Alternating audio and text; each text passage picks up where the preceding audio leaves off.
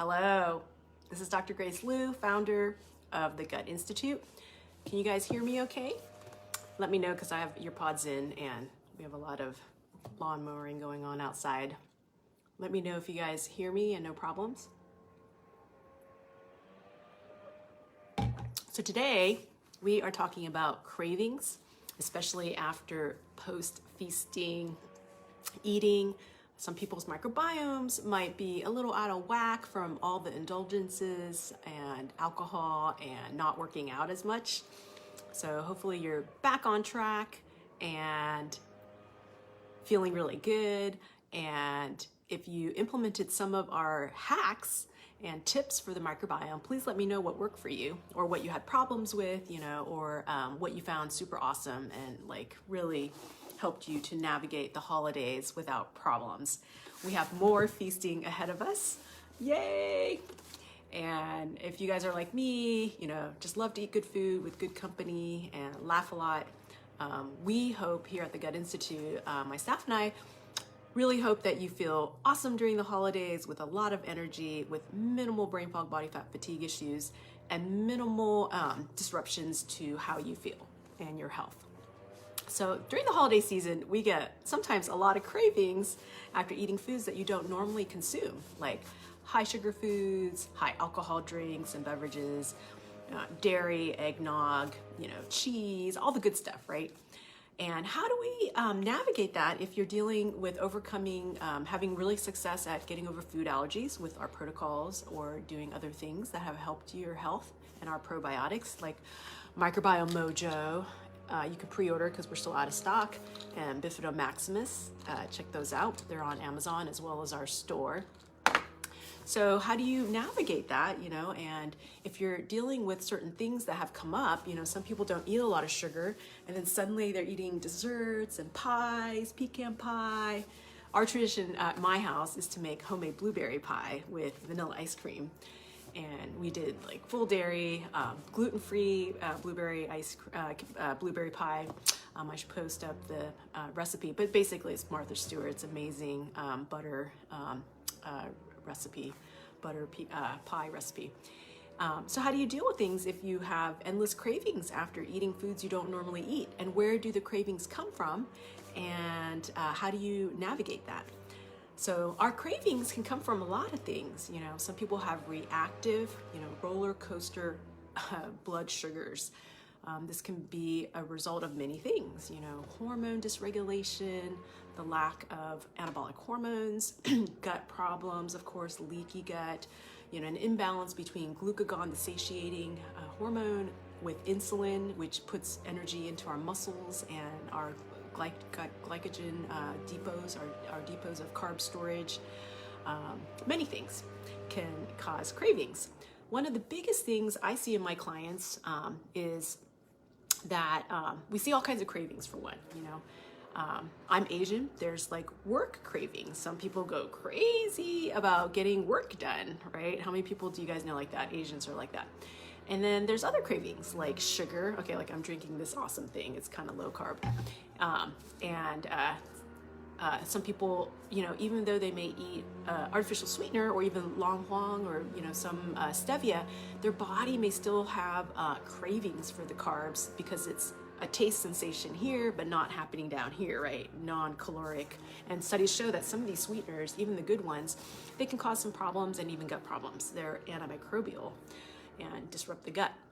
So we see other cravings, there's sugar, sex, soda, all kinds of cravings, bubbly, people love making their little bubbly drinks now. And there's so many different awesome bubbly drinks out there.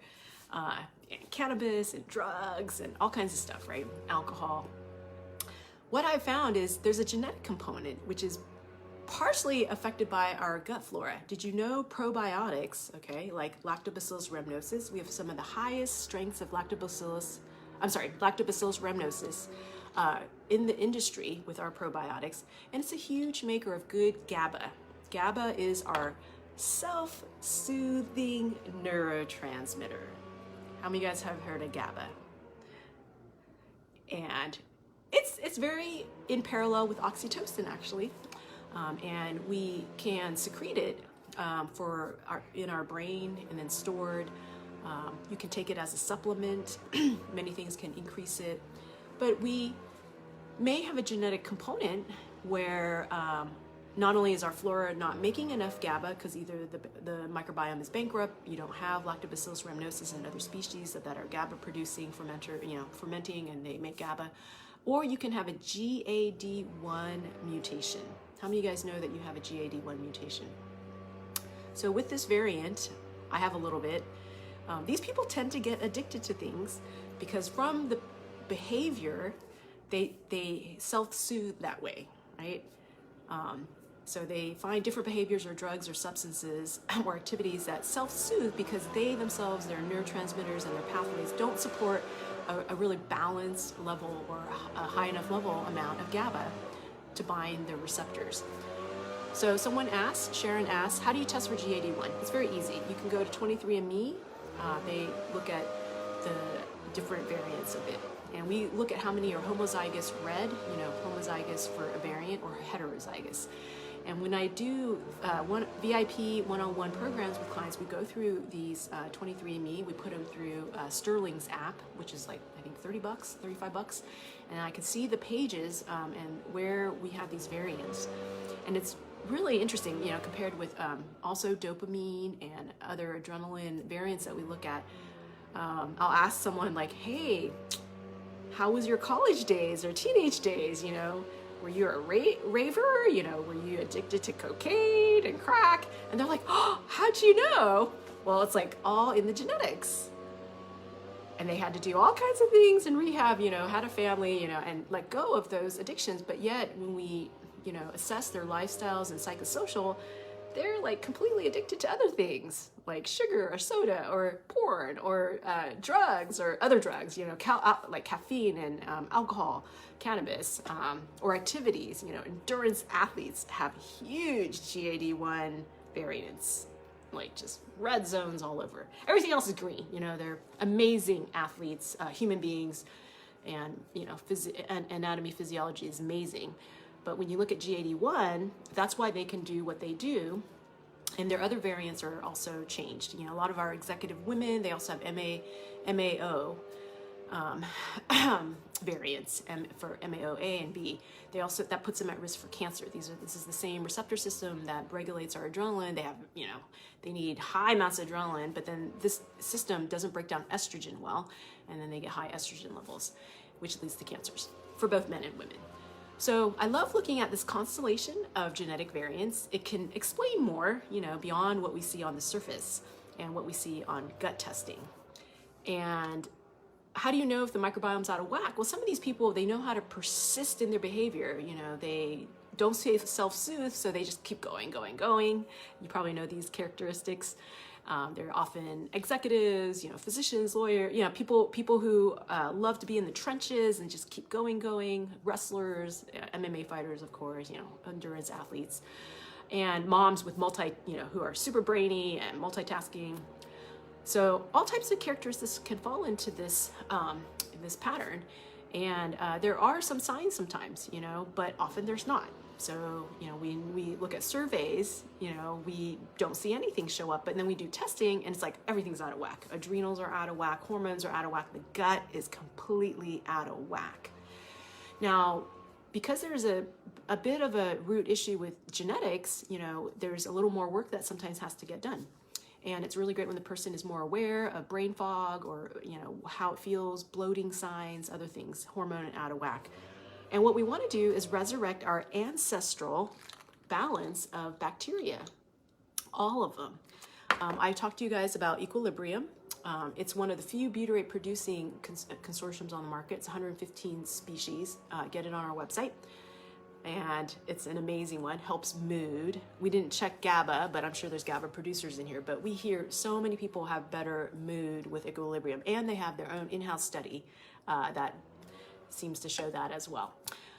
We also hear a lot of mood improvements with our products. You can pre-order the Bifida Maximus and Microbiome Mojo. In the meantime, we have Protrin as an alternative, which is amazing and awesome. Not sure if it's GABA, but we also see really good results with that. And the reason why you want to resurrect these in your gut flora is because then they're going to do all the work for you.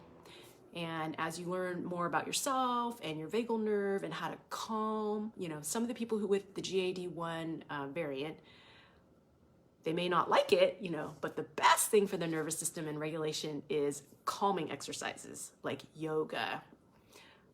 How many of you guys have our yoga booklet? We'll probably talk about it maybe in the next Facebook Live.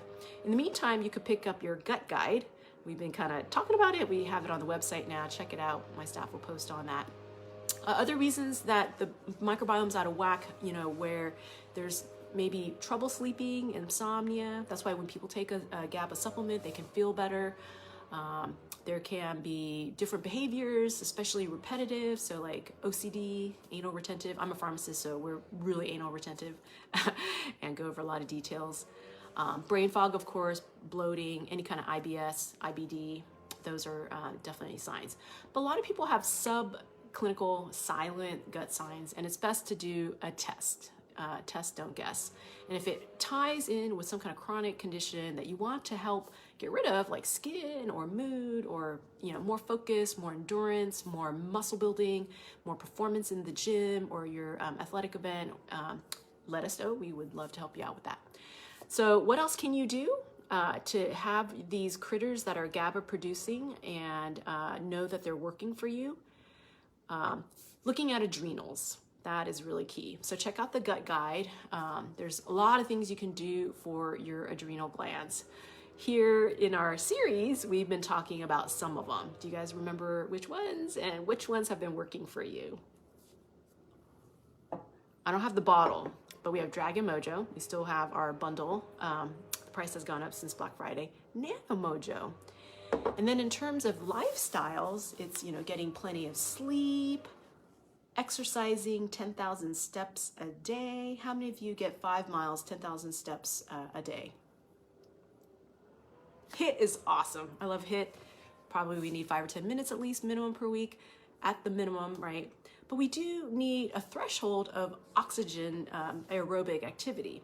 And the reason is because whatever we do for our oxygen using mitochondria are very identical to our bacteria and our microbiome, the bacteria. We are promoting better gut health because when we're using oxygen, we're fat burning, we're helping the mitochondria to regenerate, and that's good for longevity. And anything we do for mitochondria, which is analogous to bacteria, is going to help the microbiome. And studies show that over and over. Do you want to overdo it? No, not really necessary to do that. So yoga also is awesome just for the nervous system regulation, but when you're doing 60, 90 minutes, you're getting something similar to 10,000 steps, but you're getting the nervous system regulation. But 10,000 steps is a really good minimum unless you have some contraindication from your medical team, or severe chronic fatigue, then you don't want to consider that at all. So let's take a couple questions. My staff is going to post some of the studies about how our different bacteria, especially from fermented foods also, are awesome at producing GABA for us. And if you are into fermented foods, check out like different ones like water kefir, or if you tolerate dairy, milk kefir, and some really good artisanal cheeses. See how you feel after that. If you have a dairy allergy, maybe consider a gut protocol to help your gut tighten, heal and seal, and lower your immunity to casein and dairy. So let me know what questions you guys have. And as you see your cravings go down, let me know how those work for you. Robin, thank you so much for joining today. Hope you find it helpful. David, so good to see you. And Ken Obi.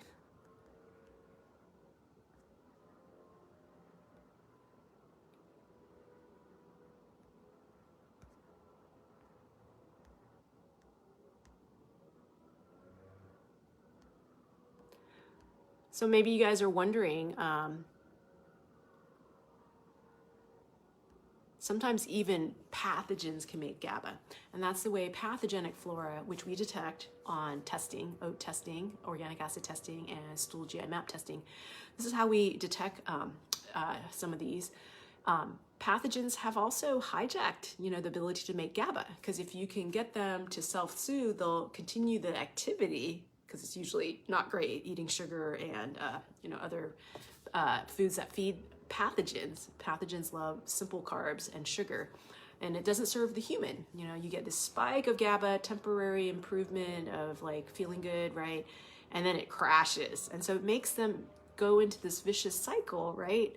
To become addicted to that food or behavior or other thing that's not so great for the person.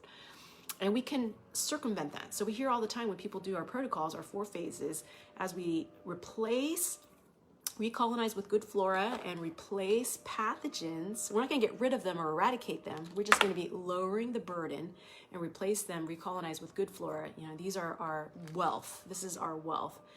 And when there's a bankruptcy of our good flora, the GABA producing one, there's a lot of problems. They can't regulate the pathogens, and the pathogens just go crazy. And pathogens have learned how to hijack our nervous systems by producing these spikes of GABA. A lot of parasites and even some E. coli strains are shown to produce a lot of GABA. And that reinforces not great behavior, like eating the simple carbs and sugars that feeds them. Yeast and other actually fungi do make GABA too. So then when the serum concentrations of GABA go down, right, people go into withdrawal and they want to get that again, the same feeling people get from other self-soothing and happy, good kind of behavior and good sleep, and good things. So we can circumvent that by a lot of things. Our protocols are really good to do that because we're kind of looking at it at all, the whole picture and different, the whole package there. GABA is really interesting, and our pathogenic flora, fungi, yeast, and bacteria have learned how to also control us by taking over those. And when we get a real even level, and less pathogens producing spurts and spikes of GABA, that's when we have the best, mental focus, without distraction, without ADHD, without addictions. And that's what we really want to promote, this like healthy root anchoring of foundational, our good bacteria, and not have that bankruptcy of them. These help to build our health, our longevity. These are like the juice of our longevity. And without them, it's hard to actually navigate life, whether you have a GAD1 mutation or not. So do you guys have any other questions for me? It's so awesome to talk to you guys and share these little tidbits about the gut microbiome. Thanks so much for joining today. We will continue the series, and if you have questions and I happen to miss it, we'll try to go back in and answer those for you. Look forward to our next topic, and see you all next time. Thank you.